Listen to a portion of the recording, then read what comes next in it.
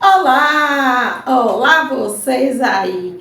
Vem comigo que o vídeo de hoje está excelente.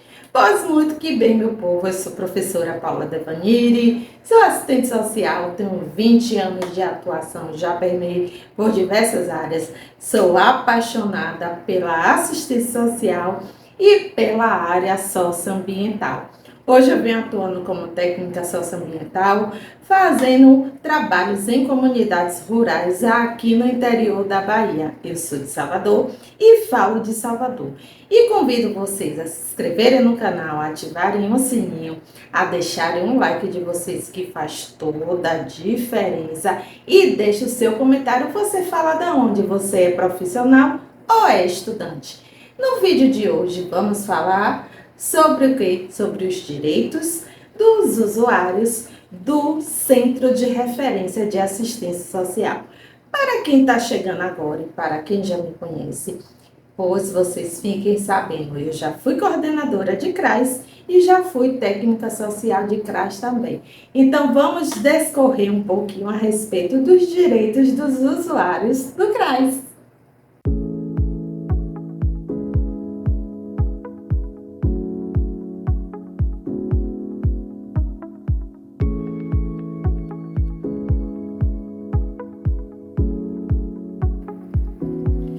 Pois então, vamos lá. Muita gente desconhece, né, que os usuários têm direitos. Pois é.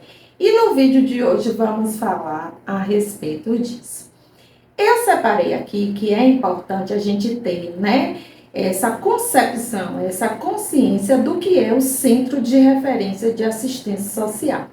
Muita gente tem a associação daquela casa, do CRAS, mas o que é o CRAS? O que nós, assistentes sociais, fazemos? Eu já trouxe vídeos aqui retratando, né, situações minhas, vivências minhas, enquanto técnica de um CRAS, né, de várias questões que aconteceram.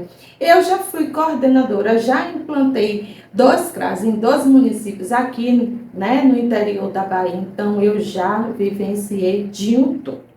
O Centro de Referência de Assistência Social é a unidade pública estatal descentralizada da política de assistência social. Ela é responsável, pela organização e oferta dos serviços da proteção social básica do Sistema Único de Assistência Social, o SUAS, nas áreas de vulnerabilidade e risco social dos municípios e do Distrito Federal. Dada a sua capilaridade, misericórdia quase que não sai, dada a sua capilaridade nos territórios, se caracteriza como a principal porta de entrada do Serviço Único de Assistência Social, ou seja, é a unidade que possibilita o acesso de um grande número de famílias à rede de proteção social de assistência social. O CRAS é a unidade de proteção social básica do SUAS, que tem como objetivo prevenir a ocorrência de situações de vulnerabilidade e riscos sociais nos territórios por meio de desenvolvimento de potencialidades e aquisições do fortalecimento de vínculos familiares e comunitários e da ampliação do acesso aos direitos de cidadania. Essa unidade pública do SUAS é referência para o desenvolvimento de todos os serviços socioassistenciais da proteção básica do Sistema Único de Assistência Social. No seu território de abrangência, esses serviços são de caráter preventivo, protetivo e proativo. Podem ser ofertados diretamente no CRAS, desde que disponha de espaço físico e equipe compatível. Quando desenvolvidos no território do CRAS ou por outra unidade pública ou entidade de assistência social privada, sem fins lucrativos, devem ser obrigatoriamente a eles referenciados. A oferta dos serviços no CRAS deve ser planejada e depende de um bom conhecimento do território e das famílias que nele vivem, suas necessidades, potencialidades, bem como do mapeamento da ocorrência de situações de risco, de vulnerabilidade social e das ofertas já existentes. Ou seja, o CRAS, ele tem, né, o PAIF, na verdade, que o CRAS é a unidade, é o equipamento, é o espaço físico, né? Ele tem, né, essa questão de fazer trabalho com as famílias, né, de fortalecer os vínculos familiares e comunitários.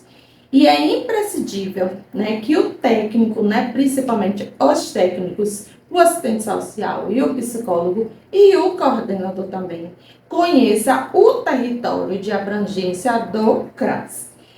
Continuando, a democratização do acesso aos direitos socioassistenciais e o aprimoramento permanentemente dos serviços socioassistenciais ofertados no CRAS ainda deve ser garantidos por meio do estímulo e participação dos usuários no processo de planejamento e avaliação dos serviços da unidade, seja mediante a realização de reuniões com os usuários ou fórum com os representantes das famílias referenciadas e da rede socioassistencial local. Então, tudo que nós fazemos, né, eu sempre bato nessa mesma tecla. A gente precisa ouvir os nossos usuários. Tudo que nós fazemos, precisamos ouvir, precisamos ter esse retorno do usuário, né? Se está funcionando, se eles gostam, o que é que pode ser feito. A gente precisa planejar todas as ações, né, que vamos fazer ao longo do ano, todas as atividades que vamos fazer ao longo do ano, a gente precisa planejar. E quais são os direitos das famílias usuárias do CRAS? Os direitos dos usuários do CRAS. O CRAS é o ponto focal de acesso e promoção dos direitos socioassistenciais no território, por se caracterizar como unidade do SUAS, mas capilarizada e que se localiza próximo aos usuários, que está na área, no território de abrangência. Para cumprir uma efetividade tal prerrogativa, o CRAS deve assegurar às famílias usuárias dos seus serviços os seguintes direitos. Vamos lá. De conhecer o nome, a credencial de quem atende, o profissional técnico, estagiário, a pessoa do administrativo. Isso eu sempre falava. Eu trabalhei num CRAS que a equipe toda não tinha experiência, a única que tinha experiência de CRAS era eu, né? Auxiliar administrativo, o coordenador, a psicóloga, a orientadora, ninguém tinha experiência. Então eu sempre pontuava, né, que a gente precisa se apresentar, precisa saber, né, com quem é que está conversando. Se chega uma pessoa na recepção, vai falar com auxiliar administrativo, ela precisa saber quem é ela, né, qual é a função dela. Isso é importante. Muitas das vezes a pessoa, é besteira para que cidades pequenas aqui do interior, todo mundo se conhece, né? Mas não é porque todo mundo se conhece que você não vai se apresentar. A escuta, a informação, a defesa, a provisão direta e indireta, ou ao encaminhamento de suas demandas de proteção social asseguradas pela PNAS, pela Política Nacional de Assistência Social. Isso também é um direito do usuário. Dispor de locais adequados para o seu atendimento, tendo seu sigilo e sua integridade preservados. Chama atenção aqui para vocês que eu trabalhei em um CRAS, que era uma casa muito antiga, com aquele pé direito, sei lá como é o nome, que o teto era bem alto e a lâmpada queimou. E eu passei, né, um mês solicitando a troca da lâmpada. Fiz uma comunicação interna para o coordenador, ele fez um ofício solicitando. E eu passei um mês atendendo com a porta aberta, porque se fechasse a porta, ficava tudo no breu e você não conseguia enxergar nada. Nem com a luz do computador você conseguia, né, da tela do computador você conseguia enxergar. E chegou um determinado ponto que eu já estava ficando agoniada, né, que eu fui, comprei a lâmpada, paguei na época, se eu não me engano, R$ 50, tinha que ser aquela lâmpada bem potente. Comprei, apresentei a nota e no dia que eu fui embora eu tirei a lâmpada e trouxe de volta. Para vocês terem noção como era horrível trabalhar num lugar desse. E eu ainda permaneci por 2 anos. Então, continuando, né? De receber explicações sobre os serviços do seu atendimento de forma clara, simples e compreensível. Chama a atenção de vocês que tudo que nós falamos com o nosso usuário precisa ser nessa tratativa. Claro, simples e compreensível. Não adianta eu falar meio mundo de palavra, meio mundo de coisas que o usuário não vai me entender. Não vai conseguir compreender o que eu estou falando, né? Isso eu falo de uma forma geral. Tanto se eu trabalho no CRAS, no CREAS, ou seja, o equipamento qual for, o serviço qual for.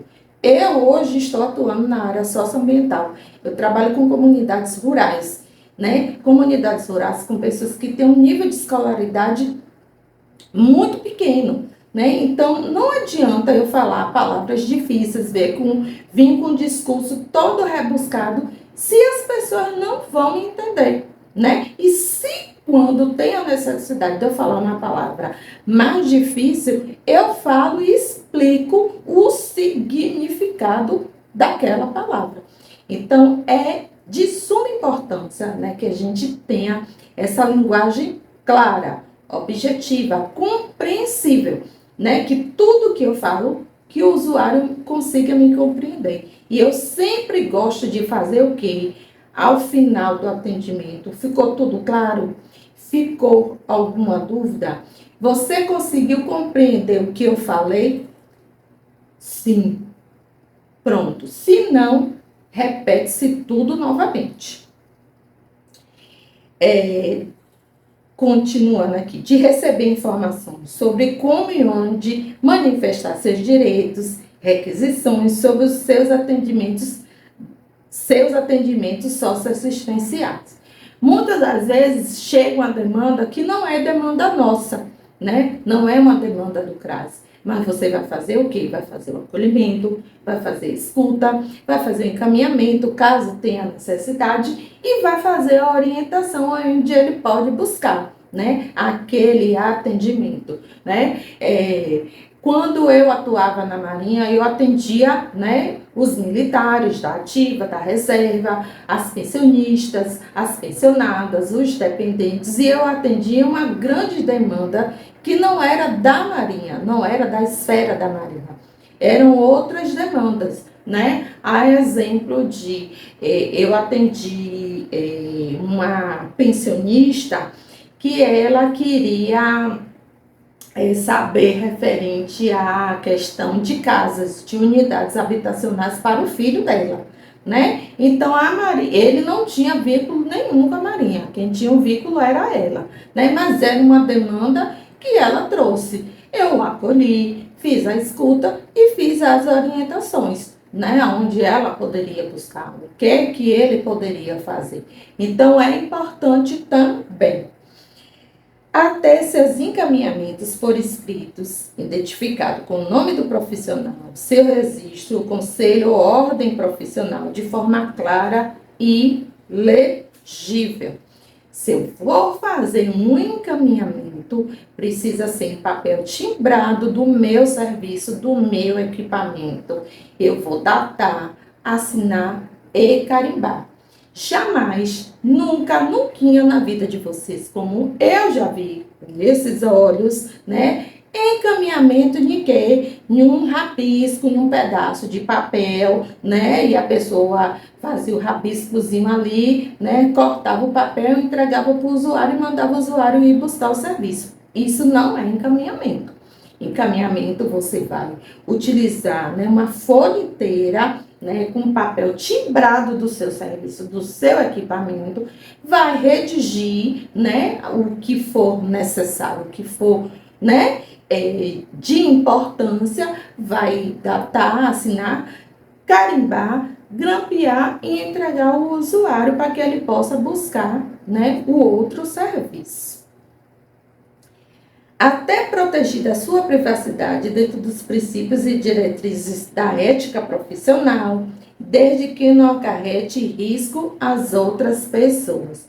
Então, é aquela questão do sigilo que eu não tive ao atender o usuário de porta aberta. Eu não tinha outra sala para atender, né? Porque era uma sala do serviço social, uma sala da psicologia e sempre ela estava ocupada, né? E não tinha outro espaço para atender. Por isso que eu atendia de porta aberta.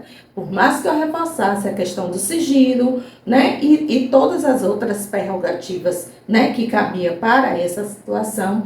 E eu procurava falar, né? Mais baixo, né? Para que as pessoas não ouvissem assim por diante. Mas eu não tive essa prerrogativa, né, de ser atendida logo de imediato, né? O coordenador e nem a secretária teve esse entendimento que era necessário providenciar logo a lâmpada, porque eu precisava atender as pessoas de porta fechada. E até sua identidade, singularidade preservada e sua história de vida respeitada. Respeitada. Jamais, nunca na vida de vocês, enquanto profissional, a gente deve fazer juízo de valor. Eu que sempre trabalhei em CRAs, né, de municípios pequenos aqui, né, do estado da Bahia, e são cidades que todo mundo se conhece. Quando você vai no serviço que o outro vê, né, já é bem capaz de chegar e perguntar: o que fulano quer? Ele queria o quê? Né? Não é para você estar contando a vida da pessoa, né? Eu sempre, quando eu ministro cursos, né, e assim, eu tenho várias colegas, né, que, inclusive até uma colega que trabalha nesse município que eu já trabalhei, ela passou num processo seletivo, mas para um outro serviço, né, da saúde, e eu estava conversando com ela, né, ela é daqui de Salvador, na verdade, ela é casada com um rapaz de lá, mas passou no processo seletivo e está lá. Aí eu estava falando com ela, eu disse: olha, você vai passar, né, por situações do pessoal perguntar. E jamais você deve revelar, né? E a gente tem a questão do nosso código de ética, é uma questão de ética profissional, né? E se for discutir o caso inteiro, o contexto inteiro com a equipe, né? Você tem que ver muito bem o que é que você vai falar. Então, a gente tem que ter esse cuidado também. De poder avaliar o serviço recebido, contando com espaço de escuta para expressão de sua opinião e a ter acesso a registro dos seus dados assim que desejar. Todos os serviços que eu trabalhei, né, enquanto coordenadora, enquanto técnica de CRAS, enquanto assistente social lá na Marinha, eu sempre gostei de avaliar, né? De avaliar, eu mesmo me avaliando, é claro que não, mas do usuário me avaliando, né? O que é que achou? Lá na Marinha era obrigatório ter um formulário que ao final do atendimento, o usuário, o militar em questão, o servidor civil, seja qual for, né? Ele avaliaria o profissional e isso entra na tabulação da estatística, né, que a gente fazia a cada trimestre. Só que nos CRAS que eu trabalhei, eu perguntava: e aí, o que é que você achou do atendimento? O que é que você tem a pontuar? Aspectos positivos, aspecto negativo, pode falar. Isso é uma questão pessoal minha, eu sempre fiz isso. E eu acho importante, né, ter um formuláriozinho. Se você atua no CRAS, se você atua no CRES, que ao final do atendimento, isso é indicadores, né? É uma indicação. São indicadores para ver onde é que a gente pode melhorar. E faça um formuláriozinho, coisa simples, né? Que o próprio usuário vá atender. Quando a gente vai numa loja, né? Principalmente essa loja de departamento, a gente não recebe por e-mail, né? Como é que foi o atendimento para a gente fazer a avaliação. Tem loja que tem um totem lá que você vai e pontua. na mesma perspectiva. Lógico que não dá para a gente ter um toque nem mandar, pode até mandar um e-mail para o usuário, né? Isso é uma coisa de se pensar. Mas o papel, o bom e velho papel, né? Lógico, com racionalidade, que a gente tem que procurar consumir menos papel, mas, né, é importante também avaliar. E por fim, quanto à questão dos dados, né? O usuário, ele pode sim solicitar a cópia do prontuário dele, né? Eu já falei aqui do prontuário de uma forma geral, né? E do prontuário do SUAS, né? Tanto por CRAS quanto por CREAS. Se caso ele tenha necessidade e ele queira solicitar nada verbal, nada de boca, faz um formuláriozinho, né, de solicitação de cópia, é a cópia do prontuário, não é a entrega do prontuário para o usuário, que isso não pode, é a cópia, né, do prontuário. Ele faz um requerimento, né, requerendo que ele vai se mudar, que ele vai para tal lugar, que ele está precisando de tais e tais folhas, então ele vai fazer um requerimento e pode ser entregue sim. E ter acesso às deliberações de conferências municipais, estaduais e nacionais de assistência social. Então, ano que vem, olha que maravilha, 2025 é ano de quê? De conferência, meu povo. Vamos envolver todos os nossos usuários na participação. Se você optar por fazer pré-conferências, ótimo, maravilhoso. Faça as pré-conferências em todo o território, né? Nos bairros, nas localidades, né? Nas zonas rurais. Se caso não ficar muito oneroso, faça a conferência, que é obrigatório fazer a conferência municipal, e convide os usuários, envolva os usuários. Todas as conferências que eu organizei, que eu fui conferencista, que eu participei, né? Todas as conferências tinham lá a representatividade dos usuários, os adolescentes, as mulheres, os homens, as pessoas idosas e assim por diante. O vídeo de hoje é esse. Me diga aí, você conhecia os direitos dos usuários do CRAS? Você atua no CRAS ou no CREAS? Conte aqui para mim porque eu quero saber. Você é profissional ou estudante? Conte aqui para mim também porque eu quero saber. E você fala de onde? Eu sou de Salvador, dessa cidade gostosa e maravilhosa, que quando chove a cidade se acaba, mas eu gosto da cidade assim mesmo. E deixa aqui para mim o seu comentário do que você achou desse vídeo. Gostou? Não gostou? Conte aqui para mim também porque eu quero saber. Paz e bem para todos nós. Um beijo e até o próximo vídeo.